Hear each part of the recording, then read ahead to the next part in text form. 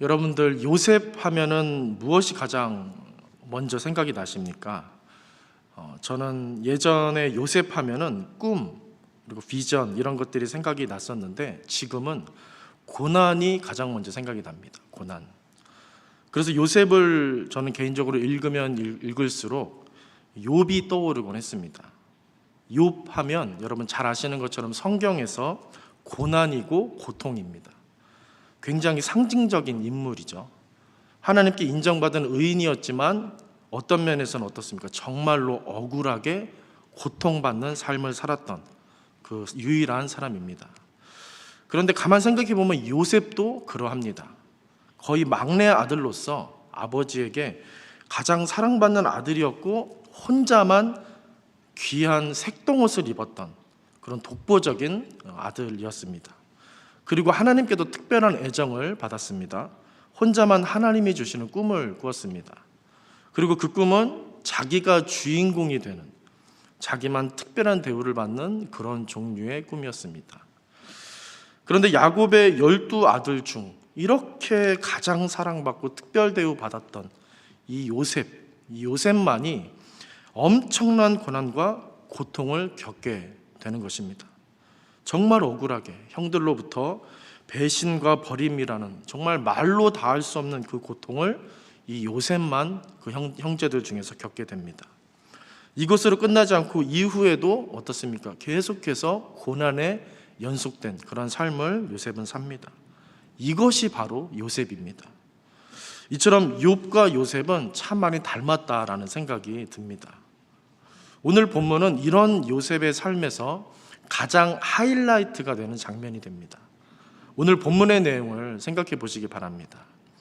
동생 요셉을 시기하고 미워했던 형들이 한통속이 되어서 요셉을 애굽에 팔아 넘겼고, 그래서 이국 땅에서 정말 말로 다할 수 없는 고난을 겪으며 살아왔는데, 지금 오늘 본문에서 그 고통을 준 장본인 누굽니까?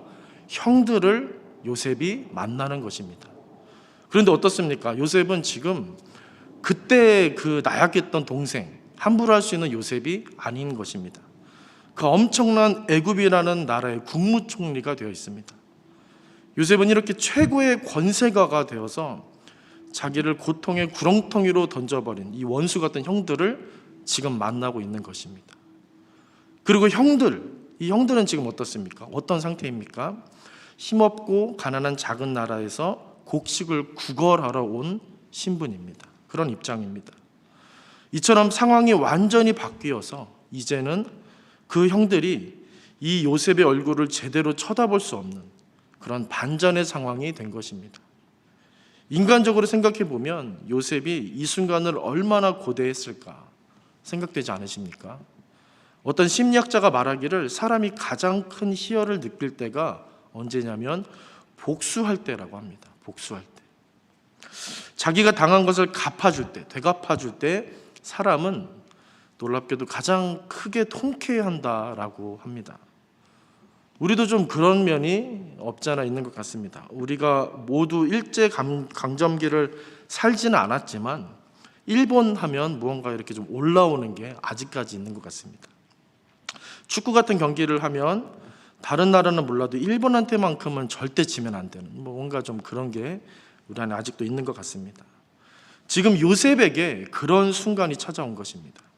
지금까지 묵은 채증을 한 방에 아주 시원하게 날려버릴 수 있는 그 절호의 찬스, 그 복수의 기회가 드디어 찾아온 것입니다. 그런데 놀랍게도 요셉은 형들에게 이렇게 말하고 있습니다. 오늘 본문 4절과 5절을 보시면 눈으로 보시기 바랍니다. 4절과 5절. 요셉이 형들에게 이르되 내게로 가까이 오소서. 가까이 오라고 합니다. 그들이 가까이 가니 이르되 나는 당신들의 아우 요셉이니 당신들 애굽의 판자라. 당신들이 나를 이곳에 팔았다고 해서 근심하지 마소서. 한탄하지 마소서. 하나님이 생명을 구원하시려고 나를 당신들보다 먼저 보내셨나이다. 이렇게 말하고 있습니다. 이제야 비로소 시원하게 복수할 수 있는 기회를 얻었는데 요셉은 어떻습니까? 전혀 다른 행동을 하고 있습니다. 보복이나 화풀이는커녕 오히려 어떻게 하고 있습니까? 형들을 안심시키고 있습니다. 나를 팔았다고 근심하지 마소서, 한탄하지 마소서. 이렇게 2번이나 이야기합니다. 요셉의 인생을 아는 사람이라면 정말 믿기지 않는 상황이 펼쳐진 것입니다. 결코 쉽게 할 수 있는 말이 아닙니다. 어떻게 요셉은 형들에게 이렇게까지 말할 수 있을까? 여러분들께서는 이 부분을 진지하게 생각해 보신 적이 있으십니까? 오늘 설교의 주안점이 바로 여기에 있습니다. 요셉의 이 놀라운 상황을 좀 살펴보고자 합니다. 그 안에 하나님의 놀라운 은혜의 셈이 담겨 있습니다. 그래서 오늘 이 부분을 2가지로 나누어서 함께 살펴보도록 하겠습니다. 첫 번째는 이것입니다. 먼저 형들에게 대한 요셉의 처음 한 말이 뭐였냐면은 내게로 가까이 오라입니다. 내게로 가까이 오라. 아까 4절에서 읽었습니다. 요셉이 한 이 말의 의미와 심정을 함께 살펴보겠습니다. 방금 이 첫 번째 요셉의 말은 욥기에서도 나온 말인데 욥기에서 이 히브리어를 잘 번역했습니다. 욥기 41장 16절에 보면은 이 구절을 히브리어를 조금 다르게 번역을 했는데 뭐라고 번역했냐면 서로 착 달라붙어서 바람이 그 사이로 지나가지 못한다. 그 정도로 착 달라붙어 있다. 떨어지지 않는다. 이렇게 욥기에서는 말하고 있습니다. 같은 히브리어인데 이렇게 조금 더 진하게, 조금 더 디테일하게 설명을 해놨습니다. 번역을 해놨습니다. 자신에게 치명적인 상처를 준, 그래서 원수 같던 형들을 향해 요셉이 어떻게 한 것입니까? 당신과 나 사이에 다른 사람 끼지 못하도록 내게 가까이 와라. 이 친밀함을 그렇게 표현한 것입니다. 요셉의 이런 행동은 그냥 나온 행동이 아닙니다. 이것을 잘 이해하기 위해서는 앞으로 가셔서 1절과 3절, 본문 1절과 3절을 좀 봐야 합니다. 1절에서 3절까지 자신의 신분을 감추고 있던 요셉이 이제 형들 앞에서 무장해제를 하고 서럽게 아이처럼 우는 장면이 나왔었습니다. 그렇게 오늘 본문이 시작이 되었었습니다. 지금까지 힘겹게 억제해 두었던 자기 자신을 쏟아놓는 장면이었습니다. 1절, 2절에 보니까 그 정을 억제하지 못하고 소리질러 큰 소리로 울었다 이렇게 말합니다. 큰 소리로 울었다. 그 정을 억제하지 못하고 소리질러 큰 소리로 울었다. 근엄했던 국무총리 요셉에게 너무나 갑작스러운 이런 일이 벌어진 것입니다. 과연 무슨 일이 있었길래 애굽 최고의 권력자 이 요셉이 이렇게 갑자기 막 대성통곡하며 억제하지 못하고 소리질러 큰 소리로 울게 된 것일까? 우리는 이 부분을 놓쳐서는 안 됩니다. 그래서 오늘 본문 바로 앞장인 44장 내용을 제가 잠시 설명해 드리겠습니다. 44장에 보시면 오늘 본문 바로 앞에 있는 내용입니다. 요셉이 곡식을 얻기 위해서 온 형들에게 하나의 꾀를 냅니다. 자기 은잔을 감춰서 몰래 동생 베냐민의 짐 속에 넣어서 그를 범인으로 몰아 인질로 잡아두려고 했습니다. 돌아가는 형들 중에서. 왜 그랬겠습니까? 형들은 다 돌려보내고 정말 자기가 사랑했던 그 혈육 중에 혈육, 이 동생 베냐민하고 좀 같이 있고 싶었던 겁니다. 동생 베냐민은 자기를 배신하고 버린 형들과 한 통속도 아니었고 엄마가 같은 유일한 동생이었습니다. 그래서 형들은 몰라도 동생 베냐민은 요셉이 많이 그리웠을 것 같습니다. 그래서 그 동생을 좀 핑계 삼아서 잡아두려고 했는데 갑자기 넷째 형 유다가 갑자기 나타난 게 아니라 등장해서 이 국무총리 요셉에게 애원을 하는데 뭐라고 애원하냐면 베냐민을 꼭 집으로 데려가게 해달라고 애원을 합니다. 이 동생을 아버지에게 데려가지 않으면 아버지, 야곱이죠. 아버지는 견디지 못하고 죽을 거다. 이렇게 유다가 말합니다. 아버지는 이미 전에 가장 사랑했던 아들 요셉을 잃은 적이 있기 때문에 그렇기 때문에 이 형 유다는 베냐민 말고 베냐민을 안 데려가면은 우리 아버지는 더 이상 못 산다. 2번 죽이는 일이 된다. 그러면서 베냐민 대신 뭐라고 하냐면 나 자신이 내가 대신 종이 되겠다. 내가 대신 인질이 되겠다. 그렇게 요셉 국무총리에게 이 유다가 사정을 하는 장면이 앞에 나옵니다. 요셉이 형 유다의 이 모습을 보고는 이제 오늘 본문이 이렇게 이 이후에 시작되는 것인데 그만 와르르 무너지게 됩니다. 형 유다가 자신이 가장 사랑했던 동생 베냐민을 보호하고 책임지고자 대신 희생하는 모습을 보면서 자신의 과거 상처가 회복되기 시작한 것입니다. 놀라운 일이 펼쳐지게 된 것입니다. 그래서 요셉은 자기 시종들을 어떻게 했습니까? 다 물리고 너희들은 돌아가라, 너희들은 나가라. 오로지 형들 앞에서 자신을 다 내려놓고 쏟아 부으며 울부짖고 있는 장면이 오늘 본문인 것입니다. 이때 요셉이 감추어두었던 자신의 신분을 형들에게 밝힙니다. 그렇게 다른 사람들을 다 물리고 이제 애굽의 총리 신분이 아니라 그 유년 시절 그 어린 동생으로서 형들을 다시 만나는 것입니다. 그때 요셉이 형들에게 한 첫 번째 말이 바로 이것이었습니다. 내게로 가까이 오라. 내게로 가까이 오라. 애굽의 신하들과 지금의 상황들을 다 제쳐두고 이제 형들에게 말하는 것입니다. 그 누구도 우리 사이에 끼지 못하게, 바람도 감이 들어올 수 없을 정도로 가까이 내게로 오라. 내게로 오라.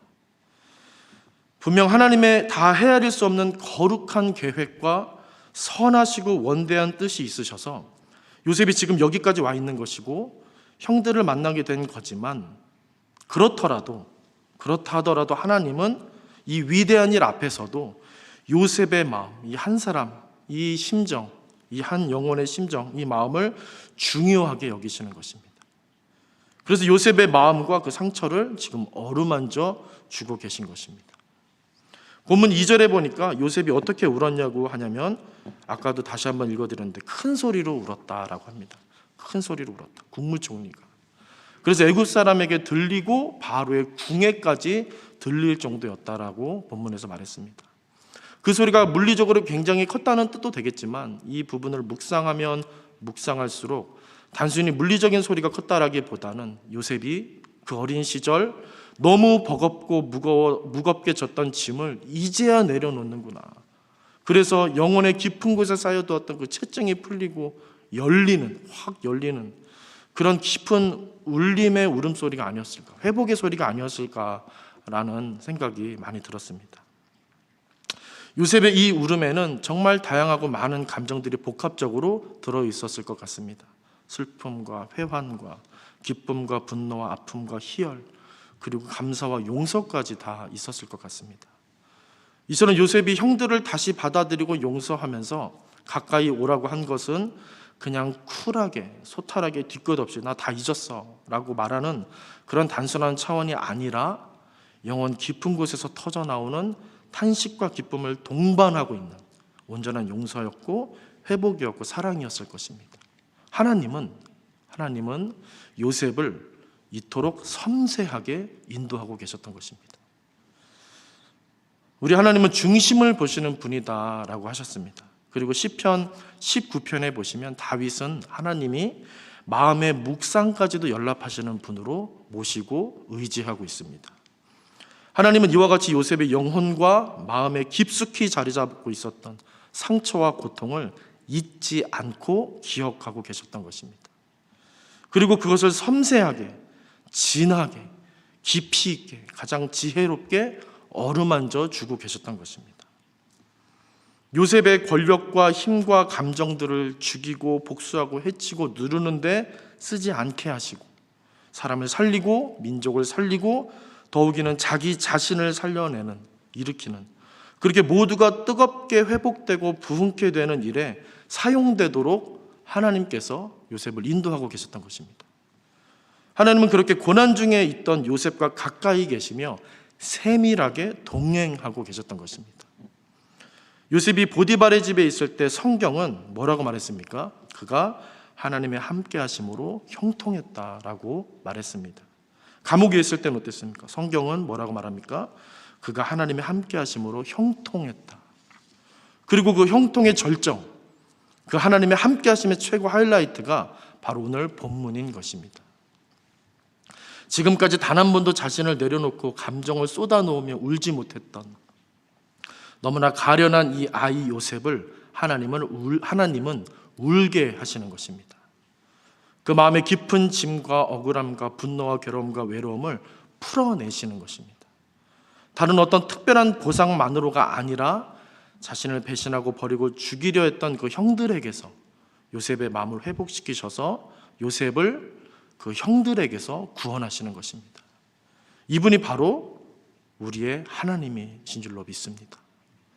오늘도 내일도 말씀하시며 우리와 동행하시며 우리를 구원하며 회복하실 바로 그 유일하신 분, 그분이 바로 오늘 말씀하시는 우리의 하나님이신 줄로 믿습니다. 이처럼 우리의 인생을, 또 내 마음을, 내 상처를 기억하고 어루만져 주시는 하나님을 우리 성도님들 더욱 의지하시고 바라보게 되시기를 주님의 이름으로 축복합니다. 두 번째입니다. 두 번째, 우리가 볼 수 있는 요셉의 두 번째 모습은 이 모든 일에 대하여서 하나님이 하신 일이다, 하나님이 하신 일이다라고 선언하는 요셉의 모습입니다. 이 두 번째를 살펴보겠습니다. 본문 7절에서 8절까지를 다시 눈으로 보시면 제가 읽어드리겠습니다. 하나님이 큰 구원으로 당신들의 생명을 보존하고 당신들의 후손을 세상에 두시려고 나를 당신들보다 먼저 보내셨나니 그런즉 나를 이리로 보낸 이는 당신들이 아니요 하나님이시라.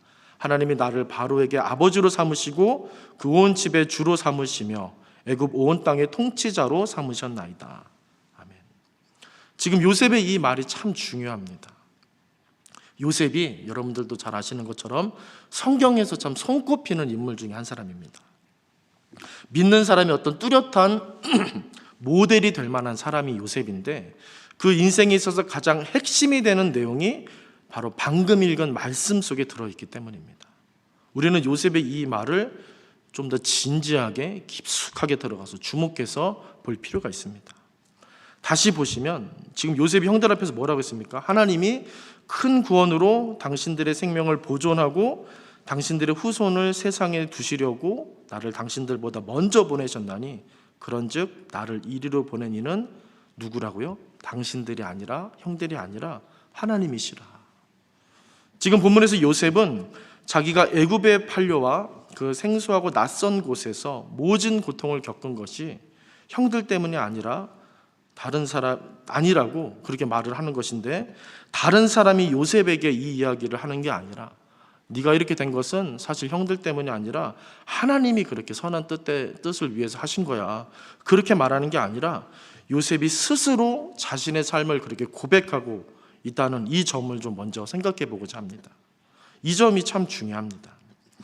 참고로 욥기를 보시면은 욥의 친구들이 욥에게 위로한답시고 와서 뭐라고 어떻게 하냐면은 욥의 고통을 함부로 막 말합니다. 그래서 욥은 본인이 몸으로 겪고 있는 고통보다 사실은 친구들의 그 말들 때문에, 네가 죄 때문에 그런 거야, 네가 죄 때문에 그런 거야, 마치 자기들이 하나님이 됐냐 그렇게 판단하고 정죄하고 해석해 내버리는 그런 친구들의 말 때문에 욥은 더 괴로웠었습니다. 그런데 지금 요셉은 자신의 고통에 대해서 어떻게 하고 있습니까? 스스로 이렇게 말하고 있습니다. 하나님이 하신 일이라고, 그래서 형들을 원망하지 않는다고 그렇게 누가 말하는 게 아니라 스스로 말하고 있습니다.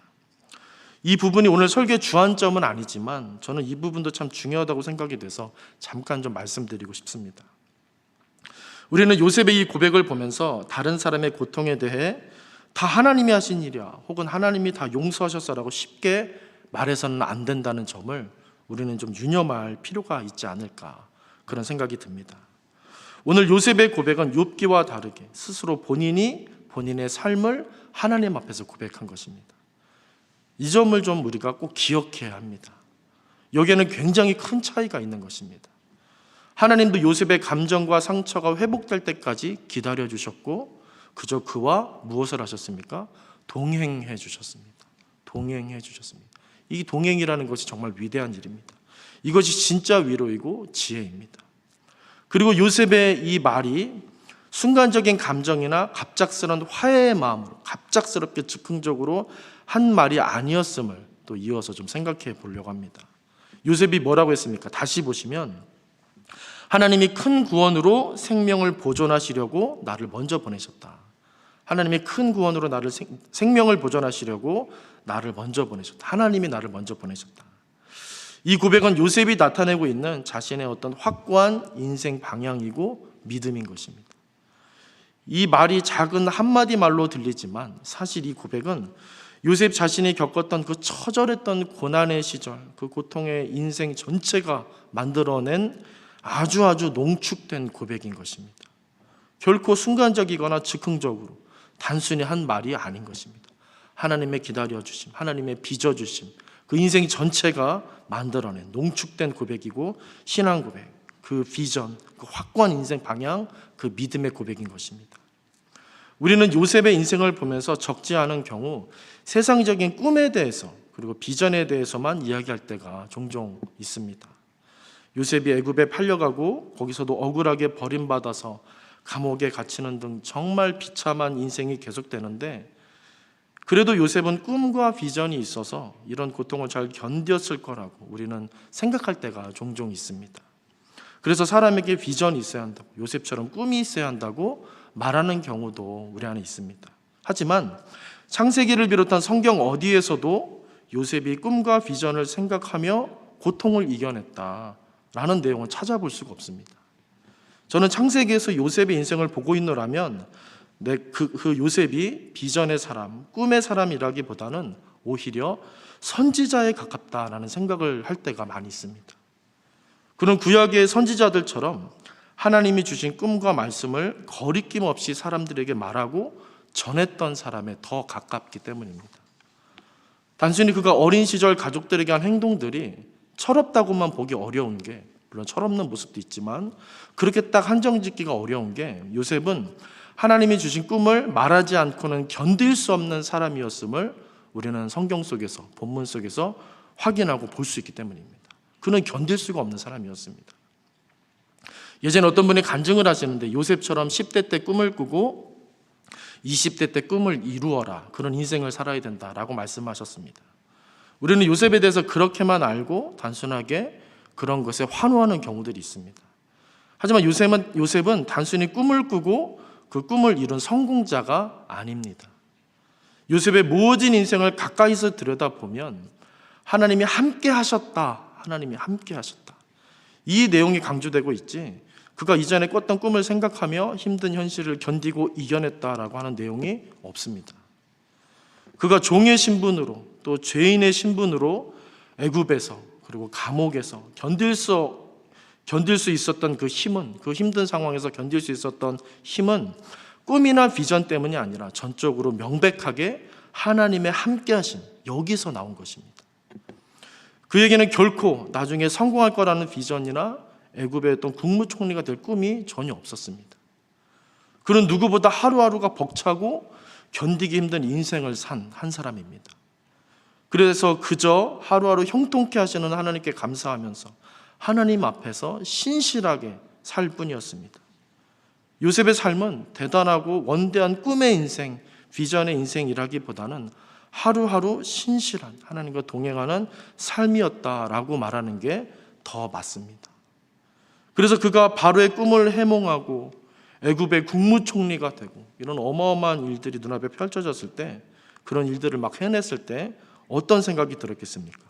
내가 포기하지 않고 꿈과 비전으로 희망을 갖고 살았더니 결국 성공했다, 내가 꿈을 이루었다, 비전이 이루어졌다 라고 생각했을까요? 아니었을 겁니다. 이건 나와 항상 함께 하셨던 하나님이 하신 일이다, 이렇게 즉각적으로, 전인격적으로 고백할 수 있었을 겁니다. 가족도 세상도 다 나를 잊었지만 하나님만은 나를 잊지 않으셨다라고 생각했을 것입니다. 오늘 본문에 나오는 요셉의 고백은 어떤 순간적인 감정이나 갑작스러운 화해의 마음에서 나온 말이 아니라 이런 깊은 신앙적인 체험, 삶, 이런 맥락 속에서 나온 고백이라는 것입니다. 하나님이 지금 이런 요셉의 모습을 통해 저와 여러분을 그 믿음의 진한 삶으로 초대하고 계심을 저와 여러분 마음 깊이 느끼실 수 있기를 바랍니다. 그리고 하나님이 하셨다라는 이 고백에 요셉이 덧붙여서 내세웠던 한 가지 또 내용이 있습니다. 하나님의 목적이 이것이다 라고 말한 부분이 있었는데, 이 부분을 다시 생각해 보시기 바랍니다. 하나님의 큰 구원을 위한 일, 생명을 구하기 위한 일, 이렇게 요셉이 하나님이 이렇게 나를 인도해 주신 목적에 대해서, 하나님의 큰 구원, 하나님께서 생명을 구원하시기 위해서, 살리기 위해서 그 일을 했다라고 하나님의 목적에 대해서 요셉이 말했는데, 이 부분을 좀 더 살펴보도록 하겠습니다. 요셉은 더 내려갈래야 내려갈 수 없는 종이면서 죄수인 저 밑바닥 인생에서 이방인으로서 도저히 오를 수 없는 애굽의 국무총리라는 굉장히 높은 자리에 올랐습니다. 그야말로 인생 역전이고 사람이 인생에서 성공할 수 있는 최고치를 찍은 것입니다. 어떤 사람은 이런 요셉을 보면서 믿는 자에게는 능치 못할 일이 없다라는 식으로 말할 수도 있겠습니다. 또 아까 말씀드린 것과 비슷하게 꿈을 꾸고 기도해라, 그럼 이루어진다, 다 잘 되고 다 해결된다라고 단순히 이 부분을 단정지어 해석하는 경우도 있을 것 같습니다. 하지만 요셉의 이 인생 역전 스토리는 세상 성공 사례와 전혀 다른 것임을 제가 아까도 말씀드렸지만 우리는 이것을 좀 확실하게 알 필요가 있습니다. 요셉의 이야기는 믿음으로 세상 모든 것을 취할 수 있고 얻을 수 있고 이룰 수 있다라는 식의 메시지에 절대로 적용해서는 안 되는 전혀 다른 이야기입니다. 그렇게 출세하고 성공한 요셉의 입에서 나온 말을 다시 주목해 보시기 바랍니다. 무엇이었습니까? 이것은 큰 구원으로 생명을 살리기 위한 하나님의 일이었다. 큰 구원, 생명을 살리기 위한 그 하나님의 일이었다. 하나님의 목적이 있다. 이렇게 요셉이 말했습니다. 지금 요셉이 높은 강단에 올라서 사람들을 모아놓고 인생의 성공담을 말하고 간증하고 혹은 대국민 연설을 하는 장면이 아님을 기억하시기 바랍니다. 그는 자기의 모든 시종을 물리고 오직 자기를 버리고 팔아넘긴 형들 앞에서 이 말을 하고 있는 것입니다. 형들 앞에서 울부짖으며 그동안 참아왔던 눈물, 고통, 억울함, 배신감, 간절함, 외로움, 이 모든 것들을 다 쏟아놓으며 정말 마음 깊은 곳에 묵혀두었던 자신의 이야기, 자신의 그 진짜를 이야기하고 있는 것입니다. 누가 들으라고 하는 말이 아닙니다. 어느 시인이 말했던 것처럼 사람은 참아왔던 눈물을, 울음을 쏟아놓는 순간 가장 진실해집니다. 요셉은 이처럼 하나님께 진실함으로 이끌림을 받고 있는 것입니다. 그리고 지금 정말 약자 중에 약자, 을 중에 을로서 자기 앞에 선 이 형들에게 요셉이 일부러 격식을 따지며 듣기 좋은 말을 할 필요가 있었을까요? 없었을 겁니다. 요셉은 지금 형식적이고 의례적인 말을 하는 것이 아님을 확인시켜 드리는 것입니다. 이후에도 보면 요셉은 자신이 이렇게 형들을 용서한 것에 대해 한순간도 아쉬워하거나 후회하지 않습니다. 아버지 야곱이 죽고 난 이후에 형들이 이제 두려워집니다. 아버지가 죽었는데 우리를 어떻게 하지 않을까? 그래서 두려운 마음에 자기를 종들로 대해달라고 그렇게 요셉의 동생에게 말합니다. 살려달라고. 그때 요셉이 형들에게 어떻게 했냐면 다시 한번 안심해라 이렇게 말하면서 그 자녀들까지 다 책임져주는 모습이 성경에 나옵니다. 요셉은 지금 그 어느 때보다 진지하고 진실하고 담대한 모습으로 자기 모든 인생을 걸고 하나님 그분께서 하신 일을 선지자처럼 선포하고 있는 것입니다. 우리는 이런 요셉의 모습을 보면서 지금까지 내가 추구하며 지켜왔던 인생과 신앙의 모습들, 그 목적과 의도가 정말 하나님 뜻에 맞는 것이었는가, 얼마나 나는 하나님을 향하여 있었는가에 대해서 보다 진지하게 돌아볼 수 있어야 할 줄로 믿습니다. 요셉이 추구했던 가치는 세상적인 성공도 물질의 풍성함도 병거침도 자유도 아니었습니다. 그는 하루하루 하나님의 함께하심이라는 이 가치를 붙잡고 살았으며 하나님이 그토록 원하셨던 구원, 생명이라는 하나님 나라의 가치에 붙들려 있었던 것입니다. 이 놀랍고 광대한 세계, 이 엄청난 가치, 이 압도적인 능력을 고난 중에 그가 경험했던 것입니다. 그것이 바로 형통이었던 것입니다. 하나님은 이런 사람을 크게 세우시는 것 같습니다. 하나님 당신의 세계를 보고 당신의 가치에 붙들려서 하나님의 뜻과 마음을 담대하게 내세우고 선포할 수 있는 사람, 하나님은 이런 사람을 이뻐하시면서 이런 사람을 높게 세우시는 것 같습니다. 지금 예배 자리에 나오신 우리 모든 성도님들, 모든 분들이 이와 같이 주님을 바라보실 수 있기를 간절히 바랍니다. 힘겹고 답답하고 어려운 중에 계실지라도 요셉처럼 하나님의 함께하심을 보화와 같이 여기며 그분의 영광스러운 나라를 바라보며 오히려 힘을 얻을 수 있기를 바랍니다. 마지막으로 성경에서 요셉의 전체 인생을 살펴보면 그는 참 억울하고 힘든 일을 겪으면서도 많은 말을 하지 않습니다. 그런 면에서 요셉은 참 예수님을 닮았다라는 생각이 듭니다. 그저 하나님이 함께 하셨다라는 말이 요셉의 그 인생 여백을 대신하고 채웁니다. 그래서 그의 침묵이 무엇이었냐면 하나님의 일하심이 되었습니다. 또 그의 억울함과 외로움과 고통은 헛된 것, 손해보는 것이 아닌 하나님의 뜻이 이루어지는 눈부신 과정이 되었습니다. 우리 보나님께 모든 성도님들 이 소망으로, 이 기대와 기쁨으로 가슴 뜨겁게 진정 주님을 섬기고 의지하고 주님과 동행하시며 주님을 예배하고 찬양하는 인생이 되시기를, 그런 믿음의 삶을 살 수 있게 되시기를 주님의 이름으로 간절히 축원드립니다. 기도하겠습니다. 하나님, 우리를 긍휼히 여기사 더 큰 은혜 주시고 하나님 나라의 비전에 사로잡혀 인생에서, 우리의 삶에서 하나님 주시는 기쁨으로써 날마다 승리하는 삶을 살 수 있도록 이끌어 주시고 인도하여 주시고 동행하여 주시옵소서. 예수님의 이름으로 기도드립니다. 아멘. 이제는 예수 그리스도의 은혜와 하나님 아버지의 사랑과 성령님의 함께 하시는 은총이 지금 요셉처럼 주와 함께 동행하며 주를 나타내는 삶을 살길 사모하며 결단하시는 우리 모든 성도님들 머리 위에, 그 가정과 자녀들 위에 지금으로부터 영원토록 함께 하시기를 축원하옵나이다. 아멘.